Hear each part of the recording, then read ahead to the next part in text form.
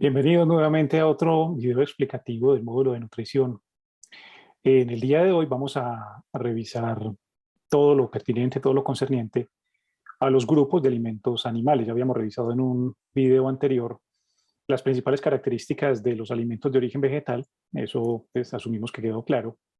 Y en esta ocasión entonces vamos a centrar en los alimentos de origen animal.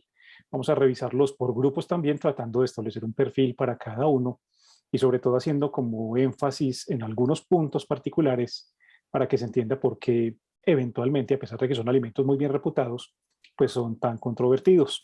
Comencemos.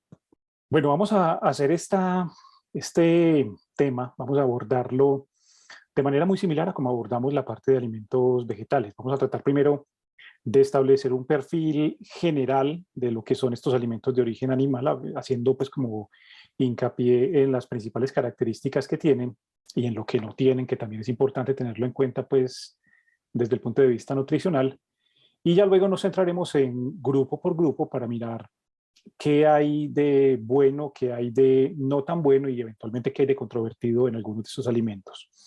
Me adelanto un poco de pronto a lo que vamos a mencionar. Este tipo de alimentos que son tan consumidos hoy en día, pues tienen algunos pecados pequeños que siempre debemos tenerlos en cuenta a la hora de consumirlos, sobre todo por el hecho de que si el objetivo, obviamente uno de los objetivos que uno tiene como persona al alimentarse es mantenerse saludable, pues es precisamente aquí donde tenemos que de pronto prestarle un poco de atención a esos pequeños detalles que tienen estos alimentos, por porque en algunos casos pueden representar algún tipo de alteración para la salud o eventualmente en algunos casos enfermedades graves. Comencemos entonces.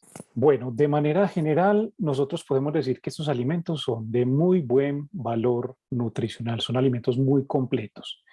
Y cuando decimos que son muy completos, de lo que estamos hablando es que en ellos uno encuentra una gran cantidad de nutrientes de tipo esencial, o sea, aquellos nutrientes que nosotros o que nuestro cuerpo no fabrica. Eso pues lo recordarán por los conceptos que ya vimos. Resalta en ellos, como se puede ver aquí en la diapositiva, en la imagen, el contenido en proteínas, el alto valor proteico, o más bien, dicho de otra manera, que son alimentos que aportan una gran cantidad de proteína y sobre todo proteína de muy buena calidad, de muy buen valor biológico. Yo diría que de hecho la mayor parte de las personas con las que uno conversa, que de pronto no tienen pues como una idea general de estos alimentos, siempre incluso relacionan la proteína con estos alimentos, relacionan la proteína con la carne o con el queso o alimentos siempre de origen animal. Eso pues no es una fama inmerecida porque, como estamos diciendo, es una de las cosas que más los caracteriza de manera general. El alto contenido proteico que tienen y sobre todo la buena calidad de la proteína que están aportando. Encontramos también, como ven aquí en la diapositiva, una gran cantidad de nutrientes. Como decíamos ahora, pues prácticamente, no todos, pero sí la mayoría de los nutrientes que nuestro cuerpo necesita. Pero una de las razones por las cuales entonces uno no podría decir que nos deberíamos alimentar exclusivamente de alimentos animales es porque es que ahí nos encuentran todos los nutrientes que uno necesita. Es claro, como ya habíamos mencionado en algún momento, que los alimentos animales no tienen vitamina C, porque eso lo encontramos es en los alimentos vegetales y, como se recordará, mayormente en los alimentos de hojas verdes, en las frutas frescas que ya habíamos estudiado, habíamos mencionado. Tampoco aportan ácido fólico, que es la vitamina B9, y como muy claramente dice aquí, pues no aportan ni fibra ni carotenos, que se recordará que estos carotenos pues son simplemente unos precursores de la vitamina A. Sí son muy buena fuente de cosas que por oposición no encontramos en los alimentos de origen vegetal. Por ejemplo, en todos los alimentos de tipo animal nosotros vamos a encontrar siempre en mayor o menor cuantía colesterol.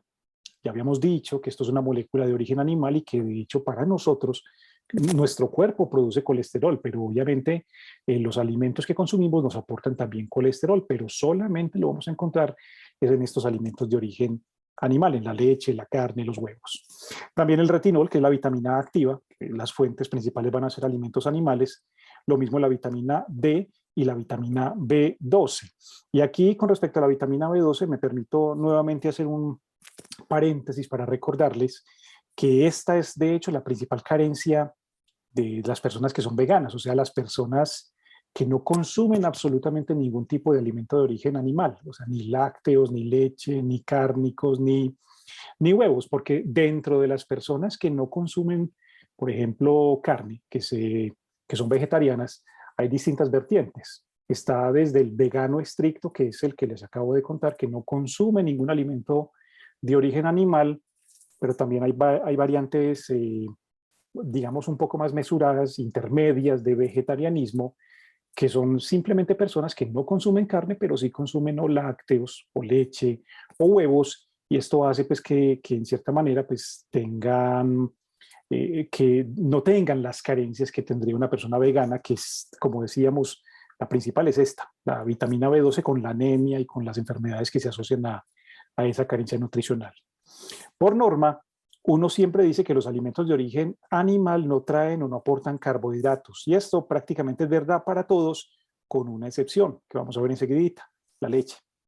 La leche animal sí aporta carbohidratos. De hecho, uno de los componentes típicos de la leche, como ustedes recordarán, es la lactosa, que es un hidrato de carbono, pero es el único. Y no es que sea una cantidad muy alta, pues realmente, pero de todos los alimentos animales es el único donde vamos a encontrar carbohidratos. Nótese que esto es una cosa contraria, en cierta manera, a los alimentos vegetales. En los alimentos vegetales, si recuerdan las características que tenían, lo que encontrábamos casi en todos los grupos de alimentos eran carbohidratos, en distinta manera, pero había una gran cantidad de carbohidratos. Acá no, acá realmente la leche, y eso que el contenido, como acabo de mencionar, pues no es realmente muy alto, sin embargo sí está, pero ni la carne, ni los huevos, ni ningún otro de ellos va a aportar carbohidratos.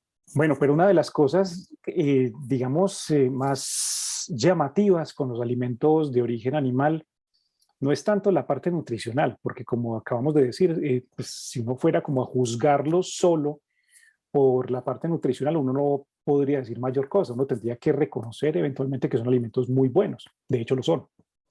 El problema es la controversia que está siempre alrededor de estos alimentos. Eh, Controversias que están justificadas y que de hecho ya pues en este momento tenemos mucha más cantidad de evidencia para poder en cierta manera recomendar que hay que ser muy mesurados con el consumo de alimentos animales, a pesar de que, como dijimos hace un momento, son muy buenas fuentes desde el punto de vista nutricional. Lo primero que hay que entender en cuanto a la controversia que tienen estos alimentos es que no son alimentos inocuos. O sea, el hecho de consumir alimentos de origen animal en cierta manera en el cuerpo humano implica una serie de cambios y de exposiciones, sobre todo del sistema inmunológico, que siempre trae algún tipo de consecuencia para el estado de salud.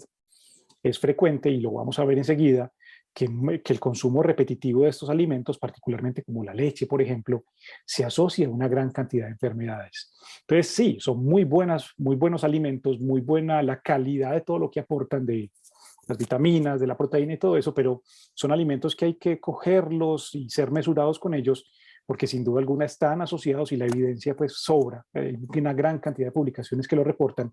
Son alimentos que están asociados a una gran cantidad de enfermedades, inclusive enfermedades que a veces uno no asociaría con alimentos que teóricamente son tan buenos o tan nutritivos como piensa uno. Yo creo que uno de los problemas grandes con ellos es precisamente esto, lo que hemos ya dicho pues como en 3 veces aquí en esta presentación, y es que comemos demasiado. Y hay que entender que nuestro organismo no está diseñado para consumir esas cantidades tan altas de alimentos de origen animal, y pese a lo que eventualmente muchas personas puedan recomendar, muchas personas que están metidas pues en el ámbito nutricional, que recomiendan de hecho consumir grandes cantidades de carne, de leche, de lácteos, pese a esa recomendación, hay una cosa que es muy clara y en la práctica se ve todos los días, y es que el exceso en el consumo de estos alimentos es precisamente el principal factor que causa enfermedades o que se asocia a distintas enfermedades. Entonces yo diría que parte de la controversia mermaría, disminuiría, si fuésemos un poco más mesurados y los consumiéramos racionalmente, no en las cantidades en que normalmente los consumen las personas, porque como dije hace un momento, pues esa es la principal causa de enfermedades en ellos. Todos aportan colesterol y de hecho esta es una de las controversias también. Uno se excede, así sea en poca cantidad en cualquier alimento animal, o sea, consume mucha carne, por ejemplo, y eso podría asociarse a un incremento en los niveles de colesterol en el cuerpo, con lo que eso implica.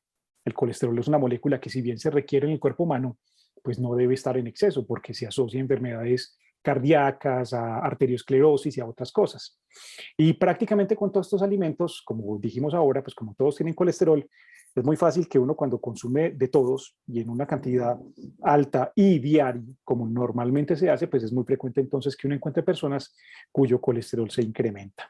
Hay que entender que son alimentos tóxicos. Son alimentos tóxicos porque en cierta manera, pese a que puedan ser nutricionalmente muy valiosos, hay que entender que provienen de un animal y que biológicamente nuestro cuerpo también es un organismo animal. Y a veces uno ve que cuando se consumen, por ejemplo, vísceras o ciertas partes de ciertos animales, realmente lo que está consumiendo uno son alimentos que están muy cargados de toxinas, porque precisamente a través de las vísceras y a través de ciertos órganos, estos animales también se desintoxican y uno se come eso. Caso concreto, por ejemplo, el hígado, que es un ejemplo típico de lo que estoy mencionando en este momento. Pues yo no sabría hasta qué punto sí queda claro el concepto de que intrínsecamente son alimentos tóxicos, precisamente por lo que decíamos.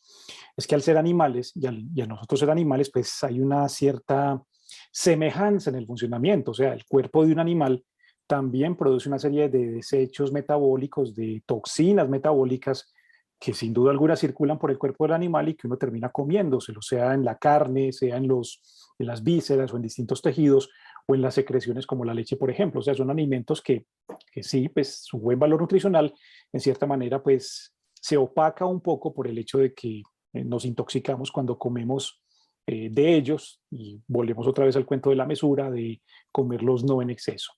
Y también, desafortunadamente, son alimentos que traen una toxicidad extrínseca. Cuando digo extrínseca es que estamos hablando de alimentos que por factores externos al animal traen cosas que no son muy recomendables para que entren a nuestro cuerpo. Un ejemplo de esto es el ganado, por ejemplo, al que le ponen medicamentos, al que le ponen antibióticos, al que le ponen vacunas, al que le administran algún tipo de sustancia, todas las cuales pues eventualmente terminarán depositadas o pueden terminar depositadas si el animal no las desintoxica rápidamente, terminarán en la carne, terminarán en las vísceras, terminarán en la leche. O sea, es claro y creo pues que no debo hacer mucho esfuerzo para explicar eso porque si a una vaca, por ejemplo, lechera le ponen un antibiótico, pues es muy claro que restos de ese antibiótico pues pasarán en la leche. Obviamente las prácticas de cría de estos animales, pues uno espera que tengan precisamente esos cuidados para que uno no se intoxique como consumidor con ellas, pero uno no sabe hasta qué punto en todos los casos sí se cumplen esas buenas prácticas. La cuestión es que, como estábamos diciendo, al ellos consumir alimentos que pueden estar contaminados con químicos, con agroquímicos, o al aplicársele medicamentos, hormonas y una gran cantidad de cosas, pues cuya lista es muy larga, pues uno no sabe qué tanto de esas sustancias pues pasan también a nuestro cuerpo. Yo creo que más o menos vamos entendiendo por qué precisamente son, pues sí, desde el punto de vista nutricional, una maravilla, como dijimos ahora, pero hay que, como decíamos, tratar como de repensar un poco el consumo de estos alimentos precisamente por lo que estamos tratando de ilustrar aquí. Yo diría que una de las cosas por las cuales estos alimentos se consumen en tanta cantidad pues son muchos factores, obviamente, y todos son subjetivos, son percepciones que uno tiene, pero uno podría decir que muchos de estos alimentos se consumen en gran cantidad por el hecho de que son alimentos muy ricos. O sea, el olor de la carne, por ejemplo, cuando se está preparando, cuando se está cocinando, cuando la están asando, el aspecto que tiene, los aromas, las propiedades sensoriales que tienen son de alto atractivo, que es lo que estamos viendo aquí. Son alimentos que son ricos, o sea, literalmente son sabrosos, apetitosos, provocan. Claro, y habíamos dicho que eso era una parte importante en la dieta humana también. Y sin duda alguna, una cosa que es pues, ya más de corte sociológico que nutricional, es que de alguna manera estos alimentos a lo largo de estos últimos años, de esos últimos 10.000 años más bien, cuando les contaba yo el cuento del neolítico y el paleolítico, son alimentos que se asocian de hecho a cierto estatus social, o sea, son un símbolo de estatus, de rango, dan prestigio como tal, y de hecho lo sigue viendo uno hoy en día. Hay personas que asocian, por ejemplo, la ausencia de la carne en un plato a dificultades económicas o piensa que hay una dificultad económica de por medio que no permite que ese alimento esté ahí. Entonces, como tienen ese estatus o son símbolo de estatus, pues en cierta manera la gente no permite y se escandalizaría realmente si le llegan a faltar en la alimentación. Eso también de cierta manera contribuye contribuye a que se consuman en exceso y a que la gente de hecho invierta grandes cantidades de dinero en estos alimentos, porque son alimentos con un coste elevado, o sea, no es barato consumir carne, no es barato consumir grandes cantidades de leche, ni quesos, etcétera. Es decir, son como estábamos diciendo, situaciones más de corte social, más de corte sociológico para que otra persona investigue y no tanto nutricional, porque si fuésemos a ser estrictos nuevamente, desde el punto de vista nutricional realmente no habría una razón real para consumir ese exceso, por lo que estábamos diciendo. Sí son muy buenos, pero ojo pues que es que, como dijimos, hay una cosa tremenda alrededor de ellos que hace que la gente no pueda prescindir de ellos y de hecho, o no tanto que no pueda prescindir, sino que los consuma en exceso, que es precisamente la principal crítica que le hacemos a estos alimentos. Yo creo que yo sería el primero en reconocer que estamos hablando aquí de alimentos que para muchas personas son casi que sagrados. O sea, hablar mal de la carne, de la leche, de los quesos, para muchas personas es casi que una blasfemia desde el punto de vista nutricional. Sin embargo, no está por demás hacerle entender a muchos pacientes, a muchas personas, que hay que tener cuidado con ellos, pese a, pues, a lo que uno le pueda exponer, porque muchas personas, como les dije, ven con muy malos ojos que se les hable mal de alimentos que toda la vida han considerado como muy buenos. En términos generales, y ya para terminar esta parte pues, principal, la introducción a la parte general de estos alimentos, las recomendaciones generales para todo el mundo simplemente es que, primero que todo, no lo suspendan, porque si les gusta, si están acostumbrados a comerlos y no sé, y si pues obviamente es un trauma para ellos disminuirlos, pues simplemente es como mesurar el consumo, eso es todo, o sea, no suspenderlos. Recuerden que estamos tratando de que a nadie se le suspendan estos alimentos porque reconocemos el buen valor nutricional que tienen. Yo soy el primero en reconocerlo. Pero sí tenemos que moderar el consumo. Es la recomendación, pues, que así uno tenga su propia opinión con respecto a estos alimentos, es una recomendación que nunca sobrará para ninguno de ellos. Moderar el consumo, las cantidades y la frecuencia con que se consumen. Y una cosa que se ve aquí que casi nadie le preocupa esto o le presta atención a esto es cuidar el origen. En cierta manera, como volver a preocuparnos acerca de dónde viene la carne que me estoy comiendo, los huevos que me estoy comiendo, la leche que estoy utilizando para mis preparados. Porque en cierta manera, recuerden que ese es uno de los problemas, la toxicidad extrínseca del ganado de engorde, de los alimentos que se obtienen de ganados que están sometidos a cría intensiva. Las prácticas de cría de ganado han cambiado mucho. Ya no es lo de antes que una persona cualquiera tenía en su casa, tenía gallinas o tenía inclusive hasta cerdos, pues eso, dependiendo pues del espacio que tuviesen, o hasta vacas y todo.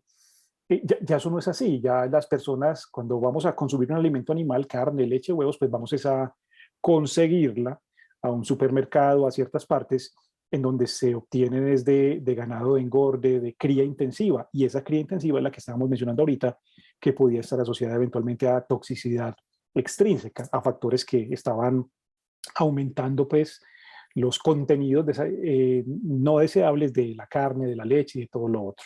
Entonces yo creo que sí es prudente como volver a pensar en el origen de dónde está viniendo este alimento, este huevo, esta carne que me estoy consumiendo, porque eso es una parte del problema sin duda alguna, además de moderar el consumo.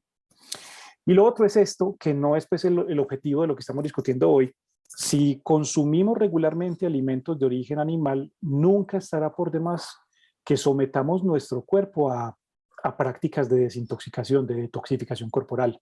Hay una gran cantidad que desafortunadamente pues escapan al objetivo de este módulo de nutrición, pero hay una gran cantidad de prácticas que uno puede hacer en la casa y que los puede hacer periódicamente para ayudar a que su cuerpo se deshaga particularmente de las toxinas que están asociadas a este tipo de alimentos, por ejemplo. Estoy hablando de ayunos, de semiayunos terapéuticos, de ayunos completos, estoy hablando de drenajes, por ejemplo, drenajes emuntoriales que pueden ayudar de cierta manera a que uno se desintoxique y disminuya la agresión tóxica que estos alimentos representan para con el cuerpo humano. Serían pues como 3 recomendaciones generales, aunque sin duda alguna lo principal, como dije, es moderar el consumo. Como habíamos dicho al principio de la presentación, pues estos alimentos se estudian en grupos. También se dividen en grupos por sus características y vamos a hacer lo mismo, de hecho, aquí. Aquí básicamente los grupos de alimentos animales que vamos a estudiar son estos 4 que aparecen en la pantalla. Primero vamos a estudiar, vamos a establecer el perfil general desde el punto de vista nutricional de lo que son la leche y los derivados lácteos. Hablaremos de los huevos, de las carnes, pues, de los cárnicos, las vísceras y los derivados que se pueden obtener de estos alimentos, y de los pescados y de los mariscos, haciendo la salvedad de que mucho de lo que se dice para carnes aplicará también para pescados, como veremos en un momento. Comencemos entonces con el primer grupo, que correspondería al de la leche y los derivados lácteos. Bueno, el primero de estos alimentos, como dijimos, es la leche, o las leches más bien, y los derivados que se obtienen de ella. Y una cosa que es primordial con respecto a las leches es hacer una aclaración que yo sé que puede que suene como muy innecesaria, que puede sonar como a perogrullada, pero hay que hacerla, porque cuando nosotros hablamos de leche, mucha gente a veces se confunde. Y lo que quiero decir es que lo que vamos a decir aquí y a lo que nos referimos nosotros con el término de leche, cuando yo digo leche, leche de cualquier o cualquier cosa que estemos hablando de la leche, es a un producto animal. ¿Por qué hago énfasis en esto? Porque es que la leche como tal, lo que se entiende por leche siempre es el producto de la secreción de la glándula mamaria de la hembra de un animal mamífero. O sea, es una secreción de una glándula que solamente por definición va a estar presente en los alimentos animales. Y ya creo que se imaginarán por qué estoy haciendo la aclaración, porque muchas personas a veces equiparan la leche animal a otros productos que reciben el nombre de leche, pero que no son leche realmente. O sea, hablan de la leche de coco, de la leche de almendras, o de la leche de arroz, o de la leche de ajonjolí. El término, en este caso el término coloquial de leche, pues simplemente se les otorga a estos productos es por el hecho de que son blancos, de que tienen un aspecto blanco como el de la leche, pero yo sí quiero ser muy enfático en el hecho de que no se parecen en nada, absolutamente nada, a lo que nosotros nutricionalmente hablando llamamos leche. Recuérdenlo, la leche es una secreción glandular y nunca será comparable ni será equiparable a las leches de coco, de almendras, de arroz, de ajonjolí, porque no son productos ni del mismo origen ni con la misma composición. La otra cuestión importante con respecto a la leche es la función que cumple, ¿no? Ya habiendo hecho la aclaración de que es un producto animal, pues no está por demás de todas maneras hacer la aclaración, que también puede parecer como una aclaración algo tonto en el principio, pero es muy importante tenerla presente porque parte de los problemas derivan de ahí. La leche cumple una función biológica.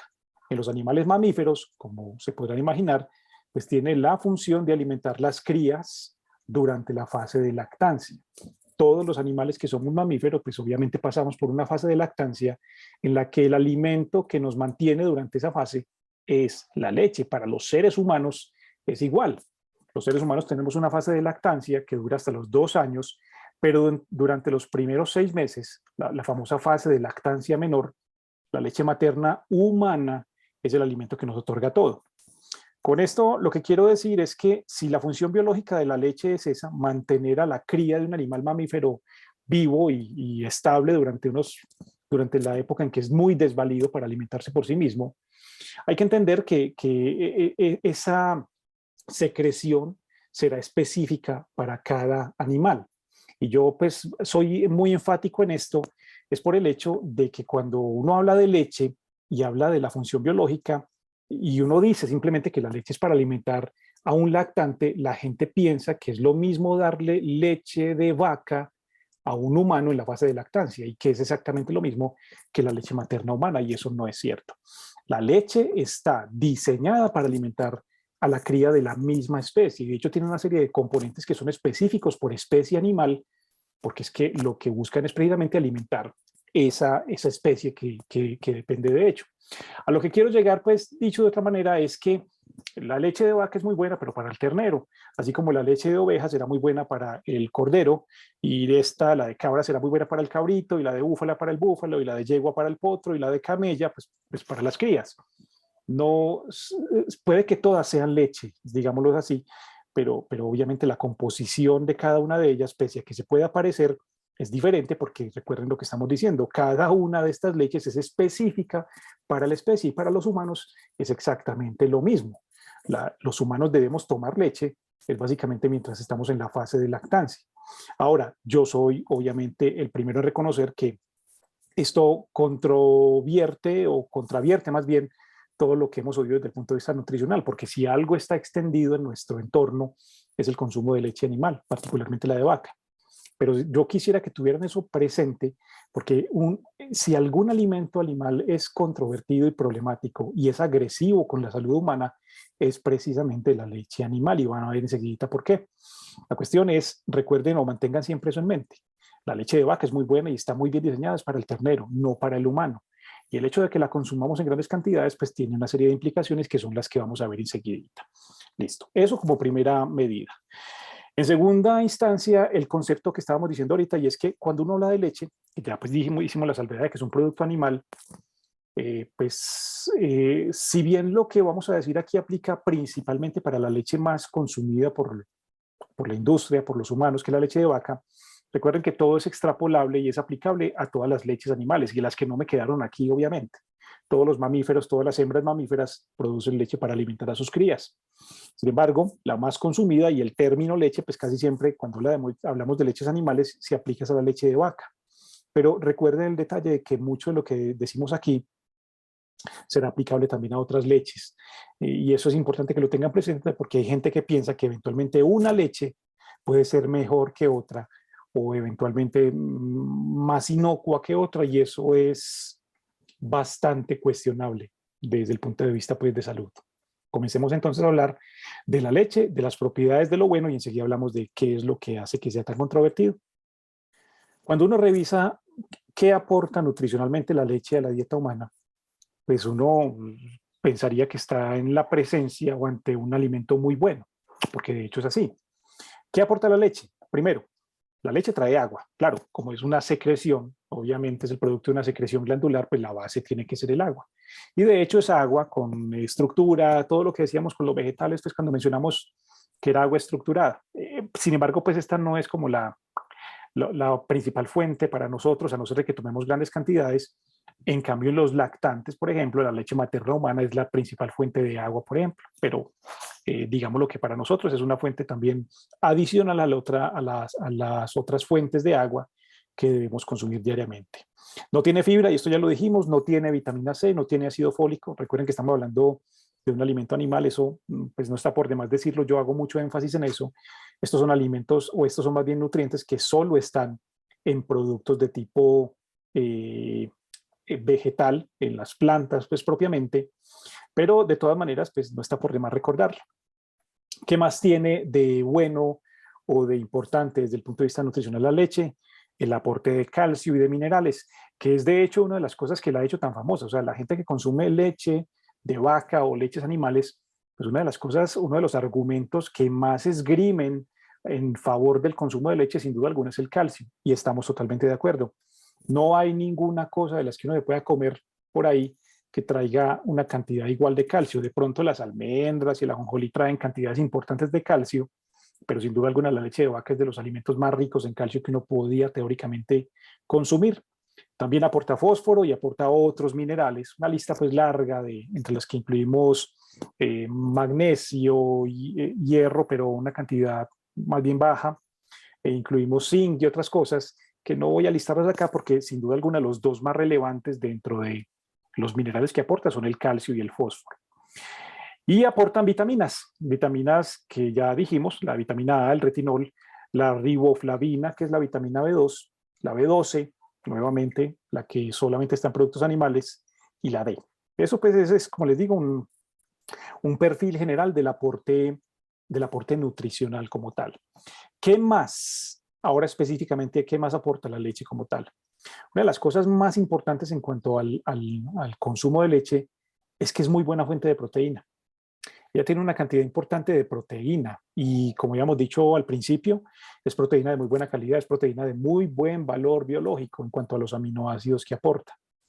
Las proteínas que se encuentran dentro de la leche pues son básicamente la caseína, es la principal, yo diría que es como la más abundante, la lactoalbúmina y las lactoglobulinas. y otros grupos de proteínas que tienen unas funciones específicas dentro de la leche. Hay que hacer un paréntesis aquí para decir dos cositas importantes. La caseína, pues, es una proteína que realmente deriva su nombre, caseína, es porque es con seguridad la que más abunda cuando uno fabrica, por ejemplo, queso, ¿no? Caseum, como es la palabra en latín. Pero lo que son las lactoalbúminas y las lactoglobulinas son proteínas que están presentes en la leche y que tienen otras funciones más allá de nutrir.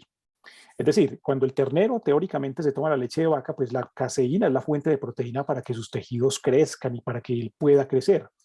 Pero proteínas, por ejemplo, que están presentes en las leches animales, como las lactoglobulinas, cumplen funciones inmunológicas, son anticuerpos, anticuerpos que le está pasando, digámoslo, la vaca al ternero en la leche para que el ternero se defienda inmunológicamente. E incluso hay otras proteínas que están presentes en la leche de vaca que lo que hacen es inclusive ayudar a la digestión de proteínas como la caseína para que el sistema digestivo del ternero o el animal que está recibiendo pues la leche de su especie pues procese mejor esa proteína, se alimente o se nutra mejor. Yo quiero ser muy enfático en esto porque si bien uno toma leche y se toma todas estas proteínas, hay que entender que esas están ahí, pero no necesariamente todas son para fines nutricionales, sino que cumplen funciones específicas dentro de la leche, porque recuerden que decíamos que era una secreción para alimentar a un animal de la especie propia. Sin embargo, reconocemos otra vez que estamos hablando de una proteína de muy buen valor nutricional, de muy buen valor biológico, y eso no se puede desconocer, que de hecho es una de las cosas que hará que se recomienden consumir lácteos, como veremos más adelante, y no leche. Y quería mencionar aquí, y me adelanto un poco pues, a los problemas, y es que el principal problema de la leche, diría yo, del consumo de leche animal es la proteína. Es lo que causa esta proteína dentro del organismo humano, que vamos a ver enseguida, lo explicamos pues enseguida, pero quiero que lo entiendan desde ya, porque mucha gente piensa que el problema o que la ojeriza que uno le tiene a la leche es por la lactosa o por la grasa, y la cuestión no es así. El principal problema es, sin duda alguna, son estas proteínas que vamos a volver a mencionar cuando hablemos de cuáles son las enfermedades que causan. Bueno, la leche aporta grasa, es una cantidad no despreciable de grasa, porque depende, claro que depende mucho de la madurez de la leche. Si cogemos como ejemplo a la leche de vaca, pues a la vaca le pasará lo mismo que le pasa a una mujer que está lactando. La leche que produce al principio, cuando está recién parida, pues es básicamente una leche acuosa, con bajo contenido graso, muy diferente a como es la leche madura, cuando ya una mujer, por ejemplo, está produciendo grandes cantidades de leche, que aumenta el contenido graso. Con la leche que producen las vacas y los animales, pues pasa lo mismo, ¿no? La idea es que el aporte de grasa depende mucho del estado de madurez de la leche, de qué tan abundante es la producción del animal que la está produciendo. Pero en general uno puede considerar que si vamos a hablar de la leche promedio que toma la gente, no es que sea muy rica en grasa, aunque sí trae grasa, aunque esto tiene sus excepciones. Hay leches, por ejemplo, como la larga vida, la tratada a alta temperatura, la UHT, que tienen un porcentaje mayor de grasa. Y eso hay que tenerlo en cuenta porque no desafortunadamente, para bien o para mal, la grasa que aporta la leche, que como ya dijimos ya es variable, pues dependiendo de la madurez de la leche, es principalmente grasa de tipo saturado, con colesterol.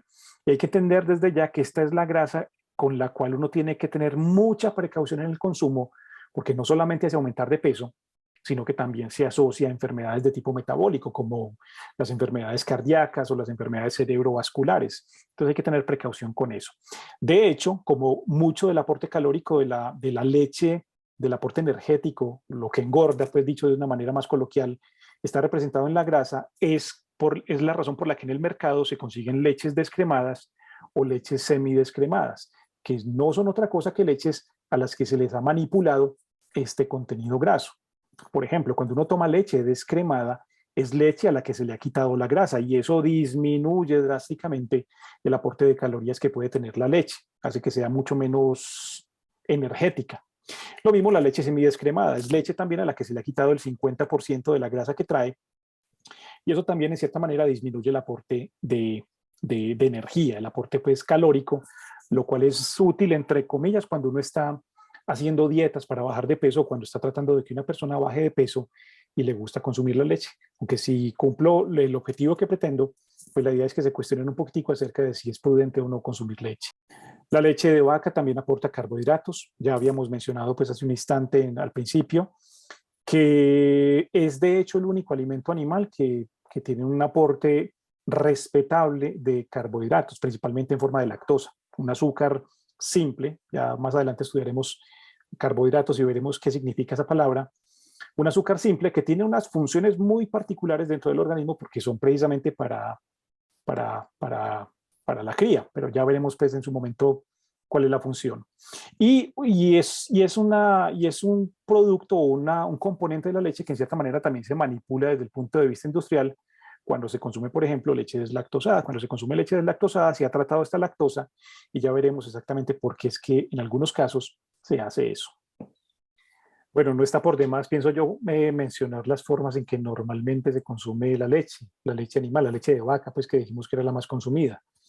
Está primero que todo la leche pasteurizada o leche fresca, como normalmente se conoce, que me imagino que muchas personas lo sabrán, es simplemente leche a la que se le ha aumentado la temperatura, no muy alta, no a temperaturas pues excesivamente altas, y rápidamente se enfría, se le baja la temperatura y eso tiene una serie de implicaciones importantes en cuanto a que mata microbios que eventualmente pueden ser nocivos. Hay que hacer un paréntesis y mencionar que de pronto no lo mencioné, y es que la leche al ser una secreción es un producto que se contamina muy fácil, o sea, fácilmente se llena de microbios, microbios bastante peligrosos que podrían eventualmente ser o eventualmente no, que son nocivos tomárselos porque causarían una gastroenteritis o enfermedades incluso más graves. Entonces la leche tiene que ser sometida a este tipo de procesos. En la pasteurización, que ya mencionamos, subirle la temperatura y bajársela, eso es un buen método para eliminar microbios.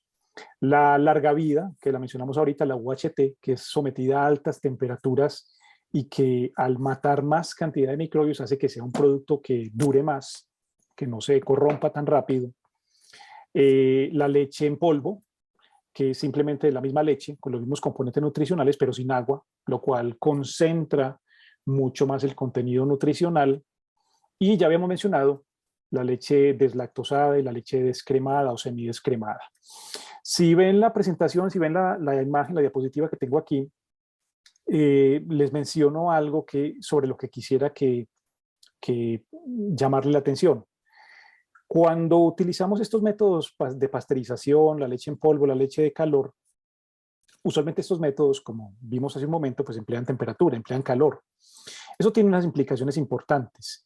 Y para entenderlo hay que recordar o más bien saber o entender que muchos de los componentes que tiene la leche sufren cuando se someten a altas temperaturas, particularmente pues entre más alta sea la temperatura. Por ejemplo, las proteínas. Yo no sé si recuerdan cuando mencionamos las proteínas en cuanto a la composición de la leche, que mencionamos que había unas proteínas que tenían efecto enzimático, que ayudaban a digerir los otros componentes que podía tener la leche. Cuando la leche se pasteuriza o se trata a larga vida, muchas de estas enzimas se pierden, se dañan. Quien haya visto alguna vez bioquímica sabrá por nociones pues, que recuerda de bioquímica, que las enzimas son proteínas muy sensibles a la temperatura y a los cambios de pH que se desnaturalizan y pierden la función muy rápidamente. Aquí pasa eso. Cuando pasteurizamos la leche y cuando pues, se somete a altas temperaturas, cambia mucho el contenido enzimático que tiene, que se recordará que era para que el mismo ternero, en este caso, digiriera adecuadamente los otros componentes de la leche. Hay muchos ejemplos pues, que podría ayudarles, pero se me viene uno a la cabeza y es que, por ejemplo, se pierde una enzima que se llama la lactotransferrina, que ayuda a que el hierro de la leche se absorba mejor. Y eso explica, y me adelanto un poco a los problemas de la leche, porque eventualmente la gente que es tomadora de leche, a veces eso se asocia a estreñimiento y a constipación, porque la enzima que ayudaba a absorber ese hierro normalmente en el intestino, la lactotransferrina, se pierde precisamente durante el proceso de pasteurización y durante el proceso de larga vida. Y así hay muchos más ejemplos. Es solamente pues, como para que se entienda el concepto de que los métodos de calor aporrean un poco los contenidos de la leche, para bien o para mal. Muchas vitaminas también pueden eventualmente perderse o sufrir, y aunque la leche se adiciona, normalmente cuando se hacen estas leches pasteurizadas en polvo o UHT, y si utilizan métodos de calor, pues solamente miren los tarros y las bolsas por detrás. La leche se adiciona artificialmente con vitaminas también, en cierta forma para compensar un poco esa pérdida pues, nutricional que ha tenido con los métodos de calor. Esas son básicamente las formas en que se consumen. Ahora, todo lo que vamos a decir aquí, pues aplica a todas las leches, es decir, a la pasteurizada, en polvo, a la larga vida, de pronto a la deslactosada, a la descremada, pues dependiendo del componente que se trate, pero quiero ser muy enfático y es que las controversias de la leche son para prácticamente todos los tipos de leche, animal, de vaca y en cualquiera de las formas en que se consuman, porque mucha gente a veces piensa que consumiendo leche deslactosada o descremada soluciona el problema de la leche y no hay nada más alejado de la realidad que eso. Bueno, vamos a mencionar en las siguientes diapositivas y en las imágenes que van a ver cuáles son los problemas con el consumo de leche, porque como les conté ahorita, los alimentos animales todos son muy controvertidos, pero yo diría que los dos más controvertidos son la leche y la carne. Y hablando particularmente de la leche, que es el que del que estamos discutiendo en este momento, hay varias cosas que hay que entender, y es que en todos estos problemas, en la mayoría de los problemas que están asociados a la leche, el que va a estar involucrado es el sistema inmunológico del cuerpo, el sistema de defensa, el sistema inmune. Y pues no es el objetivo mío, obviamente, hablar de inmunología y extenderme hablando de cosas que nos sacarían del contexto que necesitamos, pero sí quiero que se entienda desde, pues ahorita, una parte básica de por qué o cuál es el problema con la leche y los efectos que causa. Empecemos diciendo lo siguiente. Uno de los problemas que tiene la leche, con la leche, si repasamos los componentes que tenía la leche animal ahorita, como mencionamos, recordarán que dijimos que había una serie, que había azúcares, por ejemplo, como la lactosa, y había unos componentes proteicos, las proteínas, en donde les dije que estaba la caseína, las lactoglobulinas, las lactoalbúminas, y etcétera, etcétera. ¿Ves? Esos dos, diría yo, son en gran parte responsables del problema con el consumo de leche. Empecemos tratando de hilar el cuento por el principio. Cuando alguien consume leche, esos dos componentes causan ¿cómo decirlo? Un desequilibrio intestinal que lleva en cierta manera a que el sistema inmunológico se irrite. Comencemos, por ejemplo, diciendo que cuando una persona consume leche, un adulto, normalmente la mayoría de las personas adultas, humanos adultos, no digieren adecuadamente la lactosa, el azúcar de la leche. Esto creo que lo saben ustedes. Y mucha gente se podrá preguntar por qué pasa esto, por qué la gente no digiere, los adultos no digerimos adecuadamente la lactosa. Y aquí es donde hay que recordar lo que decíamos al principio, y es que la leche era un producto que estaba pensado por la naturaleza para alimentar a la cría de un animal mamífero. Es decir, cuando una cría de cualquier animal mamífero se alimenta de leche, él tiene forma de digerir la lactosa. En el intestino, como veremos más adelante, hay una enzima, una sustancia que se denomina lactasa, que es precisamente una enzima que va a digerir la lactosa que proviene de la leche.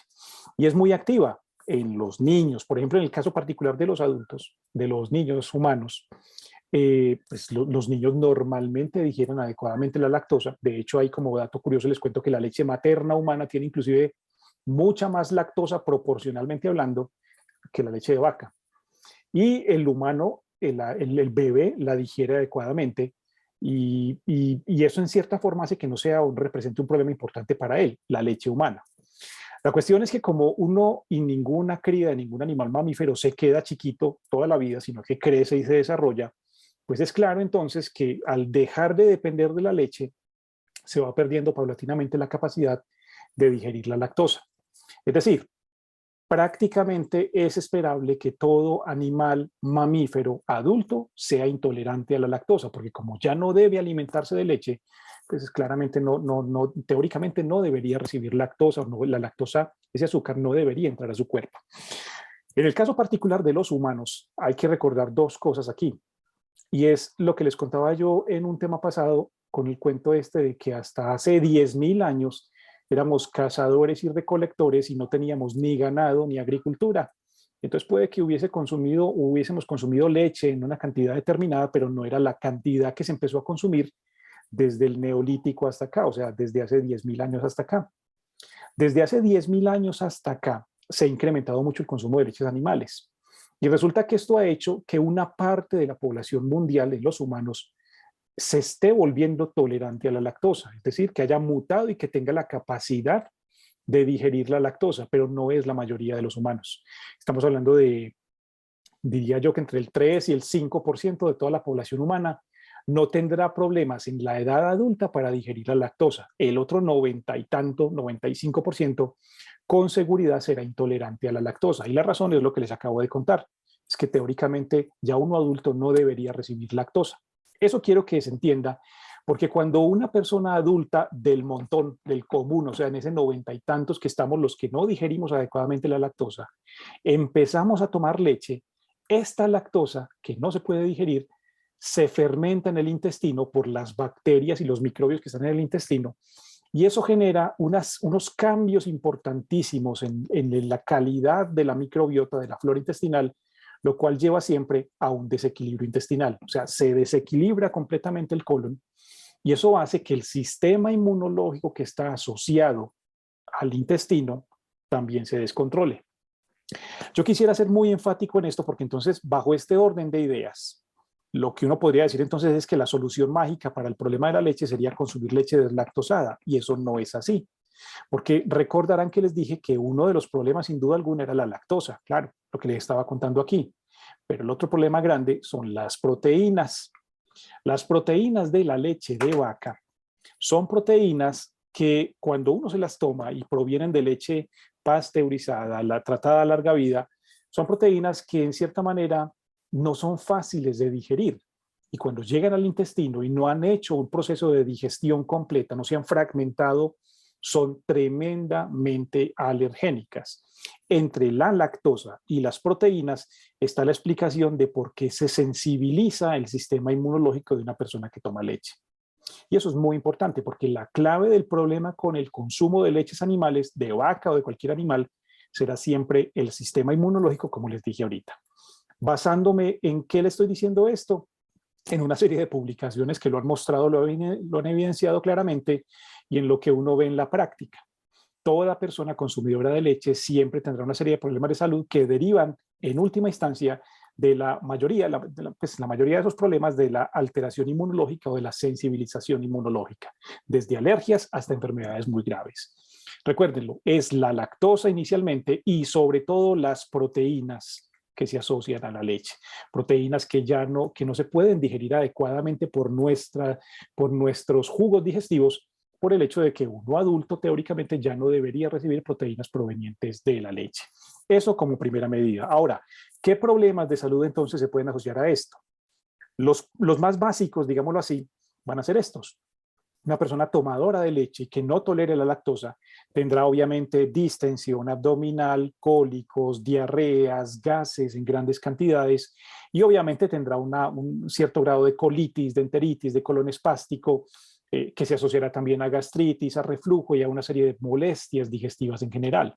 Claro, habíamos dicho que mucho de eso estaba relacionado con la lactosa y de hecho muchas personas toman leche deslactosada y eso les disminuye un poco, pero recuerden que también es la proteína la que está asociada a estos problemas digestivos.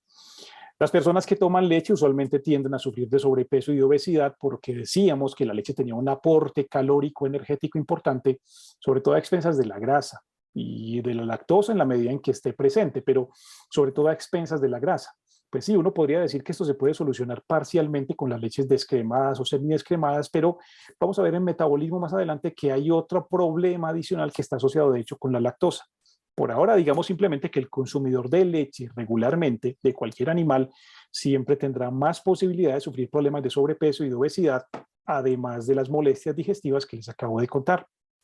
Estreñimiento, diarrea, gases, cólicos, distensiones, gastritis, reflujo gastroesofágico. Y esto que está aquí, lo del hiperinsulinismo, pues puede que ahora no quede muy claro, pero les explico someramente a qué estoy haciendo referencia. Esto significa literalmente que se aumentan los niveles de la hormona insulina y es lo que explica, primero que todo, por qué se producen procesos de sobrepeso y obesidad en estas personas y más adelante en cierta manera va a explicar por qué el tomador de leche tiende a desarrollar, por ejemplo, diabetes tipo 2, que es muy característico, es un alimento tremendamente diabetógeno, como volveremos a mencionar de pronto más adelante. La leche es diabetógena y yo quisiera que se entendiera eso.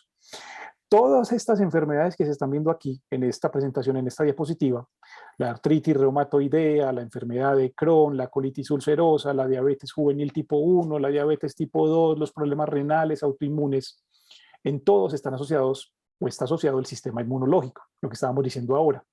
De hecho, todas estas enfermedades están asociadas al consumo de leche. No quiere decir necesariamente que toda persona con artritis sea por la leche. No, eso es la confluencia de varios factores. Pero sin duda alguna la leche, el consumo de leche de vaca y leches animales está asociada a estas enfermedades por lo que hablábamos de la sensibilización inmunológica. Aquí hay más. Las alergias, porque eso, como les decía, yo lo veo uno en la práctica todos los días. Paciente tomador de leche es típicamente un paciente con rinitis, con asma, con dermatitis, con urticarias, con una serie de problemas alérgicos, tanto respiratorios como cutáneos, que son de difícil control incluso, y que yo no sé hasta qué punto lo hayan asociado al consumo de leche y que se mejoraría mucho solamente suspendiendo la leche animal de la dieta. Esto también es frecuente encontrarlo. Crecimiento de ganglios. Uno ve los pacientes que toman leche usualmente tienden a tener ganglios, adenopatías, que a veces aparecen y desaparecen, y sobre todo en los niños a veces es bastante llamativo, en los adultos pues que uno se preocupa mucho más. Crecimiento, por ejemplo, de amígdalas, de tejidos linfoides, que es una característica muy importante. El tomador de leche usualmente tiene amígdalas grandes, adenoides grandes y sufre adenitis, adenoiditis, amigdalitis a repetición. Y de hecho es una queja muy frecuente. Hay gente que toma leche permanentemente, a veces se mantienen con amigdalitis cada mes o mensualmente, pues no les falta el benzetacil, digámoslo así, y en parte el problema o gran parte del problema es precisamente el consumo de leche animal. Esto ya lo mencionamos y esto también es muy importante. El tomador de leche usualmente produce grandes cantidades de secreciones en los epitelios mucosos del cuerpo. Entonces es normal que uno encuentre un tomador de leche con sinusitis crónicas, con otitis crónicas a repetición, con perforaciones del tímpano, o sea, son pacientes muy enfermos precisamente por lo que estamos diciendo acá en el consumo de la leche. En las mujeres, por ejemplo, es muy frecuente encontrar flujos vaginales a repetición de los cuales no se encuentra la causa. No es un hongo, no es una infección, y sin embargo se quejan permanentemente de flujos vaginales. Es una persona que se mantiene inflamada toda hora en todos los tejidos, en todos los epitelios, por lo que estábamos hablando del problema de la sensibilización inmunológica que causaban las proteínas particularmente. Encontramos también que el tomador de leche, y esto es una cosa que a veces a muchas personas las puede sorprender, el tomador de leche usualmente tiene más riesgo de sufrir osteoporosis que el que no toma leche. Y esto podrá para muchas personas ser una sorpresa porque sin duda alguna, como decíamos ahora, cuando la gente toma leche lo hace por el calcio y el fósforo, porque teóricamente nos han vendido la idea de que mejora la salud ósea. Pues la mala noticia aquí es que el calcio y el fósforo que tiene la leche de vaca es muy buena, pero para el ternero, para que el esqueleto del ternero crezca en el volumen que debe crecer. En los humanos, mientras uno está en fase de crecimiento, está antes de los 20 años, pues normalmente esa leche puede eventualmente hacer que los huesos crezcan. Yo no voy a decir que no, ¿sí? Pero después de que uno pasa los 20 años, el consumo de leche de vaca, por el balance tan distinto que tiene de calcio y de fósforo, hace que cuando ese calcio y ese fósforo entran a la sangre, entran al cuerpo, recirculan por el cuerpo, desafortunadamente hacen que para que se pueda reequilibrar a la forma en que normalmente está en el cuerpo humano, haya que destruir parte del hueso para poder hacer eso. En última instancia, lo que uno ve es que tomar leche, sobre todo después de los 20 años, es una forma muy efectiva, muy eficiente de acelerar la pérdida de masa ósea, o sea, de empeorar los problemas de osteopenia y osteoporosis. Y esto, como les digo, es una cosa bastante controversial y paradójica, porque precisamente es una de las razones por las cuales a la gente la ponen a tomar leche, para que no le dé osteoporosis. También ya habíamos mencionado el sobrepeso y la obesidad, me disculpan que aquí lo repetí, y el cáncer. El cáncer es una enfermedad que está relacionada y existen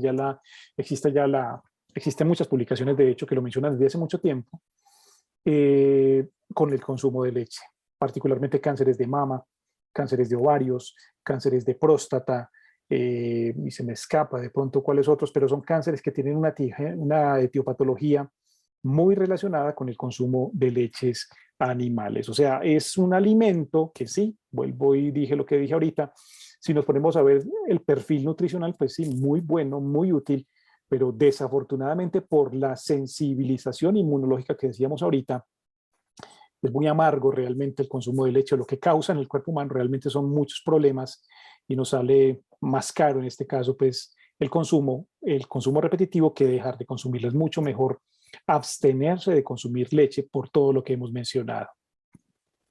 Ahora, recordarán ustedes que cuando estábamos empezando a hablar de la leche dijimos que el grupo de alimentos era la leche, no solo la leche, sino también los derivados lácteos, como aparece acá.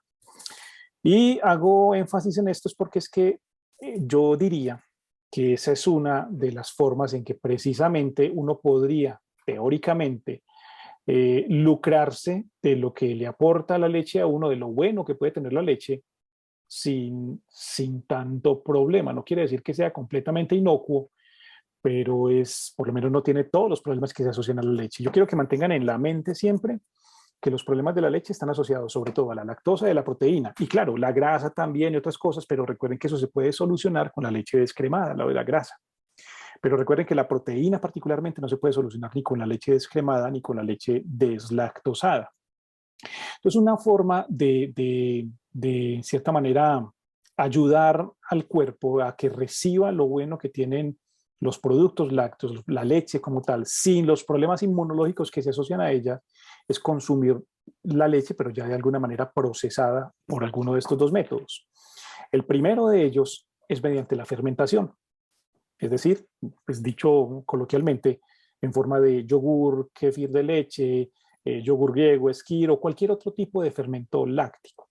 Recordarán que simplemente esto es leche a la que se le han adicionado microbios, bacterias y otro tipo de microbios de ciertas especies que lo que hacen es fermentar la lactosa. Ojo a eso, se comen la lactosa. Es decir, un fermento láctico normalmente tiende a ser bajo en lactosa y eso se entiende por qué. La razón es que las bacterias que yo le adiciono, los probióticos que se le adicionan, pues normalmente se consumen la lactosa que está presente ahí. O sea que con eso ya estaríamos ayudando a un problema. De hecho, el yogur y todo eso, pues usualmente son productos bajos en lactosa. Recuerden que ese era uno de los problemas que teníamos en cuanto a la sensibilización del intestino y del sistema inmunológico. La otra cuestión es que cuando la lactosa se consume, normalmente esos microbios, al comerse la lactosa de la leche, producen una sustancia que se llama ácido láctico. Y ese ácido láctico, que aparece cuando se gasta la lactosa que está presente en la leche, es la responsable de que la proteína, que recordarán que era el otro problema grande que tenía la leche, se fragmente. Decíamos ahora, si lo recuerdan, que las proteínas era muy frecuente, que eran muy sensibles, de hecho, al pH, a los cambios de pH, a los cambios de temperatura. Entonces, cuando uno realmente fermenta la leche, cuando aparece el ácido láctico y el pH de la mezcla que yo estoy haciendo, de la leche a la que le eché microbios, el pH baja, se vuelve ácido, la proteína se fragmenta. Y eso es bueno, de hecho. Esos microbios ayudan a digerir parcialmente esa proteína que viene en la leche y lo que dejan son básicamente retacitos de proteína, digámoslo de esa manera, llamados péptidos, que tienen de hecho unas funciones muy interesantes en el cuerpo.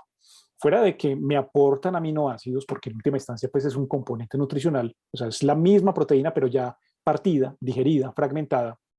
Esos péptidos, esos retazos de proteínas que quedan en ese proceso de fermentación, estimulan el sistema inmunológico y tienen una serie de beneficios importantes para el cuerpo, o sea, son buenos, son de hecho recomendables consumirlos. Esa es la razón, de hecho, por la que muchas personas recomiendan, yo entre ellos, el consumo de fermentos lácticos. Estamos recibiendo par de la proteína, que dijimos que era una proteína de muy buen valor, pero ya no así grande como venía en la leche, grande y peligrosa para el cuerpo, sino fragmentada, digerida por el cambio en el pH y por los mismos microbios, y fuera de eso, con unos pedacitos de proteína, unos retazos que tienen funciones importantes dentro del equilibrio del cuerpo como tal. Ya habíamos mencionado también que los fermentos tienen bajo contenido en lactosa, obviamente casi nada, porque eso es lo que se comen los microbios, los probióticos que yo le he hecho a esto. Y lo llamativo del cuento es que el contenido mineral, el calcio, por ejemplo, que es lo que le interesa a muchas personas consumir cuando consumen lácteos, cuando consumen leche, más bien, sigue estando presente ahí. Igual el contenido vitamínico. La leche, cuando se fermenta, los microbios que la fermentan, los probióticos que se le adicionan, pues obviamente pueden hacer que aumente el contenido vitamínico, o sea, mejora mucho el valor nutricional. Entonces, visto desde esta... Ah, bueno, y un efecto que me faltaba mencionar, un beneficio es que como yo adiciono microbios, esos microbios entran a mi cuerpo y pues prácticamente reponen todos los microbios buenos que deberían estar normalmente en el intestino. Es decir, si se compara todo lo que acabo de mencionar con respecto a la leche, pues entenderá que siempre será mucho más recomendable consumir la leche fermentada. Así se podría teóricamente consumir. Es mucho menos peligrosa, sin querer decir que sea completamente inocua, pero es mucho menos peligroso consumir el fermento en la forma en que gusten, o sea, en forma de yogur griego, en forma de skyr, de kéfir o cualquier fermento pues que aparezca, porque hay muchas formas de consumir la fermentada. Es mucho mejor consumirla así que tomar la leche. Cuando uno toma leche, lo que uno puede esperar es que pasen todas las cosas que mencionamos ahora. Vuelvo y digo, no quiere decir que esto no significa que estos fermentos sean completamente inocuos. Recuerden que dijimos que los alimentos animales son controvertidos y siempre hay que mesurar el consumo. Esto es un alimento que debería consumirse 2, 3 veces a la semana, por ejemplo, como máximo. Recuerden que ya habíamos mencionado eso en el tema pasado, uno de los temas pasados. Pero sin duda alguna es mucho menos peor, dicho de una manera coloquial, consumir la leche de esta manera fermentada por todos los beneficios que tiene, que pegarse a tomar leche líquida como normalmente se hace. La otra forma o el otro derivado que también ustedes probablemente lo conocen es el queso. Y es otra forma también en la que se puede consumir la leche, aunque pasa lo mismo, no es completamente inocuo, tiene también sus bemoles, pero entre comer quesos y tomar leche es mucho más recomendable comer quesos. Primero, digamos que cuando hablamos de quesos, realmente de lo que estamos hablando es de leche que se empezó a digerir. De hecho, recordarán que el cuajo que se le adiciona a la leche para hacer quesos, cuando no existían pues las formas modernas de hacer ese cuajo, pues lo que se hacía era raspar el estómago del ternero para sacar contenidos, jugos digestivos enzimáticos y de pH ácido que ayudaban precisamente a ese proceso. Un queso no es otra cosa que leche que ya se empezó a descomponer, leche que se empezó a digerir. Y eso tiene varias propiedades buenas. La primera de ellas es que, ustedes han visto, se separa un contenido, una masa, un coagulado de productos y queda un suero. Y resulta que en el coagulado del queso, es decir, en la masa esa que queda del queso después de que se le adiciona el cuajo, pues quedan las proteínas nuevamente coaguladas y otra vez fragmentadas y parcialmente digeridas, lo que hace que sean menos agresivas, no inocuas del todo, pero menos agresivas con el cuerpo que cuando las consumimos en forma de leche. La grasa, por ejemplo, queda ahí, la vitamina A y la vitamina D queda ahí, y el calcio, que es lo que nos interesa, nos sigue interesando con el consumo de lácteos, pues queda en la masa del queso. También hay un detalle importante y es que estos nutrientes quedan muchos más concentrados en el queso, precisamente por el hecho de que el agua se va con el suero. El suero, que es el líquido ese que sale después de que queda esta masa, pues básicamente se lleva toda el agua, se lleva la lactosa, que es muy importante, aunque pueden aquí quedar trazas de lactosa, y se van las vitaminas hidrosolubles como las del complejo B, algunas del complejo B, o las que haya del complejo B ahí. La cuestión es que estos nutrientes quedan mucho más concentrados en el queso, sin duda alguna. Y recuerden, al estar fragmentadas las proteínas, pues eso es menos agresivo para el sistema inmunológico y otra vez, al irse la lactosa en el suero, porque yo lo que me como en el queso realmente es esto, pues entonces eso disminuye también la agresividad del alimento para con el sistema inmunológico y los efectos nocivos que pueda tener con el cuerpo. También sabrán, o ustedes me imagino que lo han oído mencionar, que los quesos muchas veces lo que se hace con ellos después de que se separan los componentes es madurarlos y curarlos y someterlos a un proceso de tiempo en el que el alimento todavía va cambiando mucho más. Es decir, la proteína se fragmenta mucho más, lo que hace que sea mucho mejor tolerada. No se les olvide ese detalle de las proteínas. Siguen manteniendo un contenido vitamínico importante, el calcio, y muchos de los otros componentes, como la lactosa, por ejemplo, que hubiese podido quedar aquí, se va transformando en grasa. Los quesos grasos, por ejemplo, son prácticamente muy bajos en lactosa, aunque sí son de contenido graso muy alto. Son buena fuente de proteína, pero muy grasosos. Entonces, son muy buen alimento, pero pilas, pues que hay que tener presente el cuento de que en dietas para bajar de peso no es que sea propiamente no se deben consumir en exceso. Pues obviamente con el kumis, de hecho, con el yogur, con los fermentos, pues pasa algo parecido. Aquí cuando mencionábamos los fermentos lácticos, pues sí, todos estos componentes cambiaban, pero por ejemplo la grasa pues sigue quedando igual. Entonces, por eso es que decíamos que tanto en el caso de los fermentos lácticos, en este caso pues del yogur y del kéfir y todo esto, como en el caso del queso, lo más recomendable para todos los alimentos de origen animal, como siempre, es mesurar o moderar su consumo. Bueno, y con respecto a la leche, podemos mencionar un tercer derivado lácteo que es cuestionable también, pero que no se puede negar pues, que aporta o que tiene un valor nutricional importante. La grasa, del que hemos mencionado, pues que no es propiamente lo más recomendable para dietas, para bajar de peso o para ayudar a una persona que controle su peso. Sin embargo, tiene un valor nutricional, la mantequilla, la nata o la grasa que se saca de la leche, pues aquí se puede ver la bola de mantequilla, pues aporta cosas importantes, grasa, saturada principalmente, que eso se requiere en el cuerpo, aunque no en exceso, colesterol, que ya vimos que todos los alimentos animales lo tenían, y vitaminas A y D. Y el pecado, el problema grande con esta grasa, con este derivado lácteo, pues no voy a hablar mucho de él, lo dejamos para cuando hablemos de grasas, propiamente de lípidos.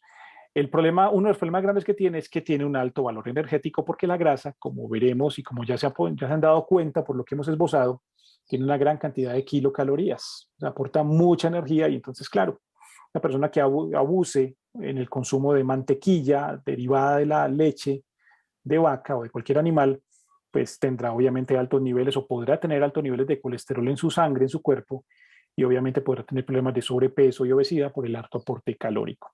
Ese sería básicamente pues, el otro derivado del cual no hablo mucho, como les digo, porque en su momento hablaremos de grasas y veremos que también tiene cosas buenas por las que debería incluirse con mesura, nuevamente con moderación. Aquí la palabra mágica siempre es moderación, pero debería incluirse también en la dieta. Bueno, creo que hemos tocado como los puntos principales con respecto a la leche y a los derivados lácteos. O sea, la idea, recuérdenlo, como dijimos al principio, la idea no es demeritarlos ni cuestionar su calidad como alimentos, porque son muy buenos alimentos por todo lo que aportan. La idea es más que todo es como repensar la forma en que se están consumiendo por el hecho de la relevancia en cuanto a salud que tienen. El consumo pues de leche, particularmente, si quedó claro lo que dijimos, pues tendrá ese problema de la sensibilización inmunológica. Creo pues que, espero más bien que haya quedado claro y la idea es más bien entonces decantarse por el consumo de derivados lácteos, o sea, quesos, el kumis, etcétera, etcétera. Vamos al segundo grupo de alimentos animales. Creo que quedó claro lo que teníamos que decir con respecto a la leche, ¿sí? Y nos centraremos entonces ahorita en el segundo grupo grande, que son los huevos como tal. Eh, Aquí, pues adelantándome un poco al tema, no hay mucho realmente, o sea, no hay, el problema ya no es tan grave como con el consumo de leche, para que quede claro, es un alimento de hecho inclusive que uno muchas veces preconiza que se incluya o recomendamos que de hecho que se incluya dentro de la alimentación. Tendrá obviamente sus problemitas o sus cuentos que ya vamos a mencionarles cuáles son, pero es un alimento nunca, pues nunca será tan controversial como la leche como tal. Creo que no hay que presentarlos, todo el mundo sabe de qué estamos hablando y lo único que tendríamos que decir aquí es que todos son comestibles.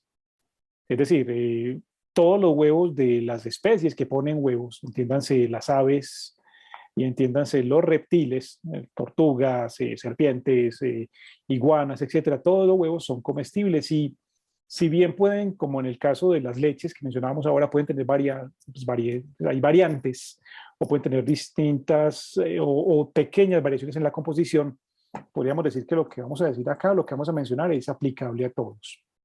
Sin embargo, y pese a que todos son comestibles, pues como se imaginarán, los más consumidos en nuestro medio son los de gallina u otras aves de corral, los de patos, los de pavo, etcétera, pero mucho de lo que vamos a decir aquí pues está basado obviamente en los huevos de gallina, que sin duda alguna son los más consumidos en nuestro medio. Bueno, primero establezcamos el perfil nutricional, o sea, qué es lo que nos van a aportar. Ustedes probablemente saben que en los huevos se reconocen dos partes distintas que serán la clara que no hay que presentarla, y la yema. Todo el mundo sabe de qué estamos hablando. Pues bien, nutricionalmente hablando, tienen diferencias. De hecho, los nutrientes en los huevos están repartidos heterogéneamente entre los dos componentes, entre la clara y la yema. Por ejemplo, la clara, como es sabido, es una muy buena fuente de proteínas y de agua principalmente. Aunque pues hoy estamos hablando pues de agua en un estado que no es completamente líquido, pero está presente ahí. Y en el caso de la yema, pues también probablemente como es Vox Populi, es conocido que tiene una cantidad importante de grasas, incluyendo obviamente el colesterol. Y en estas grasas, obviamente vitaminas liposolubles. Aquí de pronto se me pasó mencionar también el retinol, la vitamina A, pero la vitamina D sin duda alguna es una de las que más vamos a encontrar dentro de la yema. Y como mencionábamos también, entonces, repartidos heterogéneamente por las partes del huevo, encontraremos otras cosas, vitaminas y minerales, básicamente, pues como para no enfrascarnos ahí. Más bien cuando estemos hablando de minerales y vitaminas, pues de pronto volveremos específicamente a estas partes del huevo. Aquí me interesa sobre todo es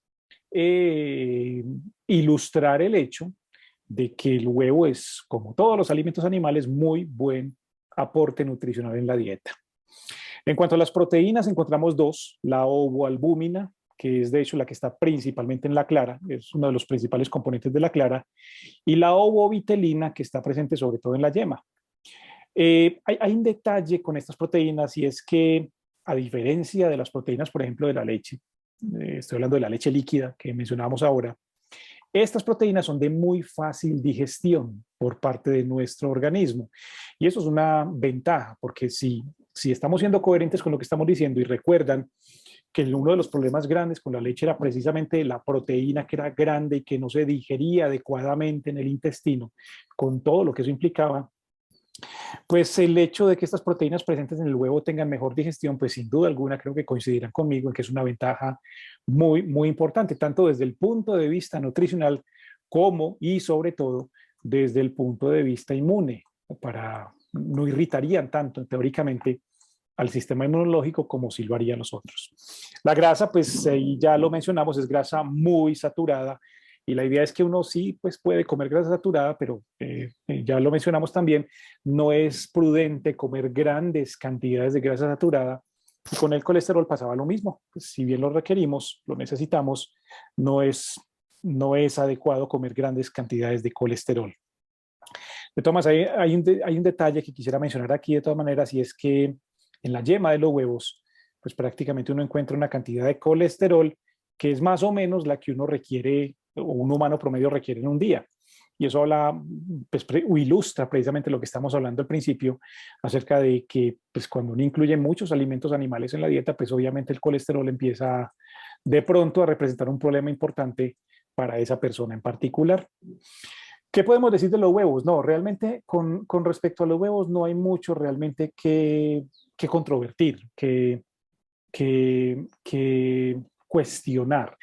Las únicas dos cosas que diría yo que podemos cuestionar con respecto a los huevos son, primero que todo, el origen. De hecho, es la recomendación que se le hace a todo el mundo. O sea, la idea es incluir el huevo en la dieta, obviamente no más de 2 a 3 veces a la semana, como debería ser para cualquier alimento, y cuidarse, o en la medida en que se pueda, preferir huevos que tengan un buen origen. Y cuando hablo de buen origen, estoy hablando es que ojalá sean huevos de gallina campesina, una gallina que es criada en unas condiciones muy particulares en las que la gallina está en libertad y tiene una dieta muy variada que incluye no solamente pasto, incluye insectos, lombrices y un mundo de cosas, porque de alguna manera existen diferencias muy sutiles en cuanto a la calidad de los nutrientes que uno podría encontrar eventualmente en un huevo de una gallina de batería, una gallina ponedora que simplemente lo que hace es vivir en unas condiciones bastante precarias y que de alguna manera representa un maltrato para el animal. Sería pues como la recomendación en la medida en que se pueda incluir el huevo, pero ojalá de este tipo de gallinas campesinas, criollas, orgánicas, si se permite la expresión, que obviamente no están sometidas a estos niveles de estrés que tienen estas pobres gallinitas de las ponedoras de batería como tal. Y la frecuencia, que ya lo mencioné, o sea, la idea es, y también soy consciente de que esto puede levantar ampolla en muchas personas, la idea es limitar el consumo de huevos a 3 veces a la semana, pues sería pues como la recomendación ideal, aunque Eso dependerá mucho de las otras fuentes de colesterol que pueda consumir una persona en la dieta, de qué más está consumiendo que traiga colesterol, como vísceras, carnes, leche, y de pronto ahí uno puede contemporizar un poquitico de esto, pero idealmente no deberían ser más de 2 a 3 veces a la semana el consumo de huevos de gallina en este caso, inclusive de las gallinas de huevo de origen campesino o criollitas, pues como mencionábamos hace un momento como tal. Serían pues como las únicas 2 recomendaciones y como dije al principio, antes de hablar de los huevos, pues realmente no hay mucho más que controvertir con respecto a este alimento en particular. Es muy buena fuente de nutrientes y de hecho es recomendable incluirlo.